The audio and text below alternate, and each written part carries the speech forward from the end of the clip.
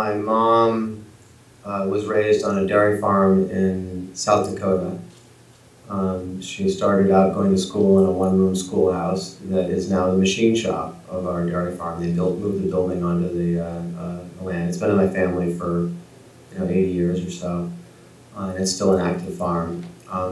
I grew up spending my summers there, fixing mowing equipment, stringing barbed wire. Father's an academic. He was Cambridge undergrad. He went to MIT graduate. My mom was at Radcliffe. So very intellectual family. But it was this sort of neat combination of very science-based. My father's a mechanical engineer. He told me to draw everything. And my mom with this sort of practical sort of farm wisdom. And I think, there's a little bit of you learn to solve problems yourself in that context that was very much a part of our family. And I think it's another important thing. I don't think it was ever explicit, but we grew up with a sense that there weren't necessarily any limitations on what you could do. I mean, there was always a sense you had to work hard if you wanted something. There was a lot of question about, you had to deliver your end, but I think that there was, never any sense that you couldn't do whatever you wanted at any level. And I think that was sort of always part of our lives. And something I'm trying to give my kids too. We were very blessed and lucky, but I don't know that it was any sense that you earned that or that you could control what the world did. It was that given the deck of cards you had a great opportunity to change the odds, but not necessarily to change what was happening. So I don't know that, that Stephen's diagnosis or his body's refusal to do anything was, that contradicted that. It was more just, there's no one better able necessarily than you to look at tackling this problem, which licenses you to look at it at a very fundamental way. I've really been struggling with how to evaluate. I often think about nonprofits that are trying to cure a disease, and how would you look at how good a job they were doing. And I think that one of the things I really look for in thinking about those kinds of problems is a structural question, which is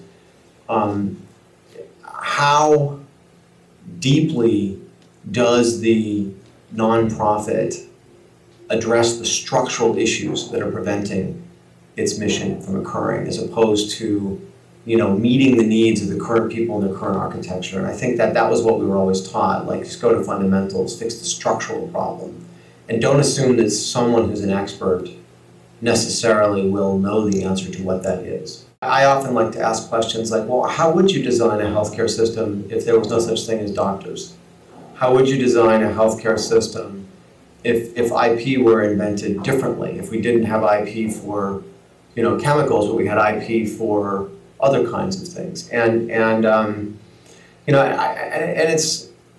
think that one of the things that doesn't happen a lot is that people don't understand that the rules in the world in which we live in are not written on tablets handed down by God. They are artifacts of our history. Most of them were done for good reasons at good times in our history, but sometimes those reasons have changed, and it's appropriate to re-examine the rules. I like to sort of say, when I was doing discovery and we was doing clinical research with Stephen, I don't work for the FDA, and at some level I don't really care what they think about what Stephen and I do together in our family, and we will, obviously we're not going to break laws, but our objective is to meet his needs. But that doesn't mean that the issues that they exist for, the concerns they have, are not real issues that we want to address, but we'll address them in our own priorities and our own approach and our own needs and meet those objectives legitimately. But you probably have to really understand them and respect them, but you have the right to challenge them. ALS TDI, the organization I founded to do discovery work for Stephen to try and find a cure directly, had a series of values, and one of my favorite values was challenge and respect, which is you really need to respect why people understand or believe or operate the way they are. But you have the right to challenge those assumptions. So get to the basis of it. let's just look at something as simple as, say, a hip replacement. A hip replacement presumably will improve someone's well-being because they'll be able to be more mobile and be in less pain, and presumably will allow them to be more productive. They'll be able to do more whatever they want to do, if that's taking care of their grandchildren, if that's working, if that's whatever it is. So you would assume if you were doing something to fix those two things that you would know to some degree before the hip replacement how well someone could walk and how much pain they were in. And then maybe you'd know that information, say, 6 months later, a year later, maybe 5 years later. And that would be a completely false presumption. That the reality is that most hospitals don't even know if you're alive a year later, let alone whether you can walk or not. And I find this, I mean, at one level it's funny, and another level it's oh my God, morally appalling. And I think what Patients Like Me exists to do is to sort of give the patients the information that they should ensure that is known about them to manage their disease now and predict how they'll do in the future so that we can make them better. I mean, that's what healthcare should be. It just turns out, we have to operate it through the patients as a way of bringing that to the system. And take that lupus-like syndrome. I mean, the Dr. House joke, it's not lupus, the way they always say that, right? Yes! I mean, but let's talk about that. There are probably 50 disorders, lupus, Crohn's disease, ulcerative colitis, fibromyalgia, chronic fatigue syndrome, a whole variety of these things where you have significant disruptions of the immune system, significant disruptions of the endocrine system, and they have dramatic effect on people's lives in terms of pain perception, fatigue, sleep, the ability to, depression, and they're influenced by the environment. They're influenced by exposure to sunlight, to exercise, to depression, to stress. All of these are real influences. That doesn't mean they're psychosomatic, because stress influences how successful the HIV virus is at killing you too. So it's not like that these are not real factors. But what these diseases are unknown pathologies, and we know almost nothing about the 30 million people that have them. What's the variety of symptoms? What's the change in the symptoms? What's the relevance to the weather? What's the relevance to humidity, temperature, to all of these factors, let alone looking at fundamental viral causes or bacterial causes or other things that could look at this. And I mean, what really depresses me is that we're not even really making any attempt to address that. So here we are spending, hundreds and hundreds of billions of dollars a year caring for people and spending essentially nothing finding out what's wrong with them. Not to put, too significant a stake on it, but, I think that humanity is at a little bit of a crossroads. And, we think we live in a free society because we're free to choose what computer we buy or what television we buy or what, or where we live to some degree. And we'll just skip inequality as a secondary variable in this. But when you think about it, 17% of our GDP is healthcare. And it is fundamentally the most important thing. If you look at the Constitution, so the Declaration of Independence, that all are created equal and are endowed with the inalienable right to pursue life, liberty, and the pursuit of happiness. I mean, these elements, except for healthcare.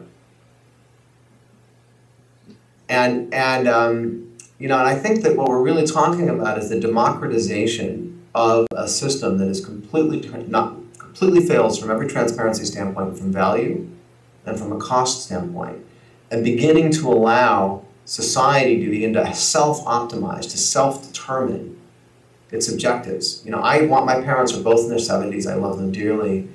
I want to invest in their being here for a long health span. It's a favorite word of mine, health span.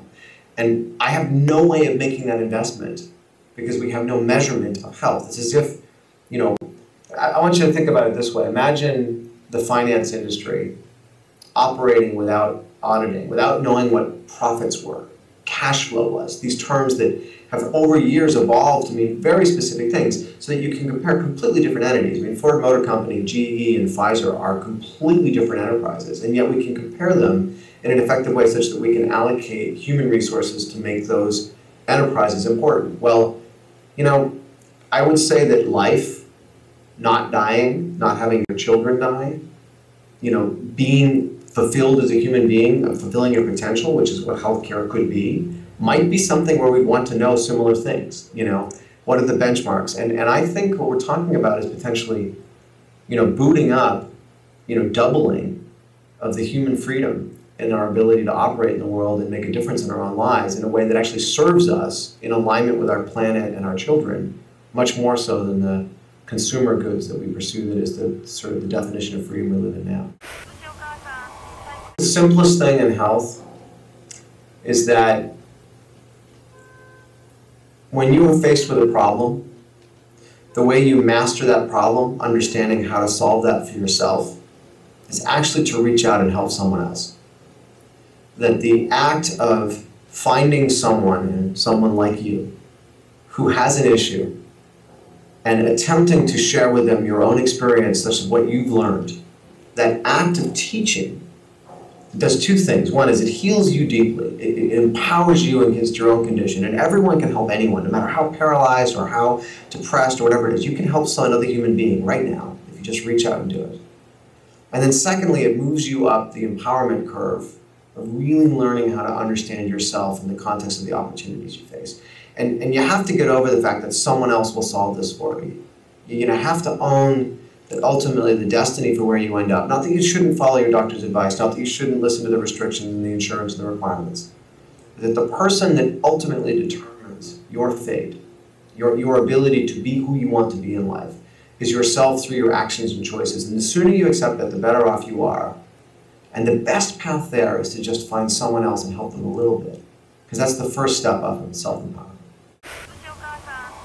We were talking earlier about being innovative and what that means. In my experience, the people that are the most interesting, the people that are most transformative, never take the beaten path. Someone talked to me about, I want to learn how to do business development, and I'm interning and I'm learning contracts and I'm doing all that. And so really, who runs business development in your company? So he's this amazing guy, and he started this company when he was 21, and he dropped out of college, and then he did this, and then we bought them, and even though it wasn't in our field, he's been running biz dev. I said, really? It sounds to me like you should go buy a Dunkin' Donuts restaurant and run it yourself, and that might teach you how to do the job better. So I think we live in this world of assumptions, and just don't trust the path. It's not the path. The path isn't the only path. There's many paths. I think that's really important to note. The other thing is, if you're thinking at a structural level, more than just, as an individual level, I think truly amazing change happens when you invent two things at the same time. One is when the market's about to change and a technology makes the change possible. So I think Patients Like Me is one of those things. Healthcare have been operating with the physician is the perfectly trained heuristic that knew everything that was possible to know, that made all decisions, and was, at some level the only decider, and the patient was a passive participant. And then networking made information, and healthcare has been transformed by technology enough that physicians can no longer do that. And suddenly you have these two converging elements, and that's where really potent change comes. Now, I think our company's very early. We have a great risk of being too early and missing the boat a little bit, and we have to stay very agile to not fail in that context. But that's what I did in discovery as well, with the work I did with, at the nonprofit ALS Therapy Development Institute. I mean, you gotta look at both those fundamental things. Like, what are the motivations? What are the financial and systems motivations, and are they ready to change? And then how can you do that at the same time? And I think that's when you really see world change. And expect to fail a lot, because you will. Failure is not just is it okay, but if you are not failing continuously and not completely self-aware about it. In other words, are you internally self-critical about your own failures and optimistic about your ability to succeed next time, you won't make it, because if you don't fail, you're not trying.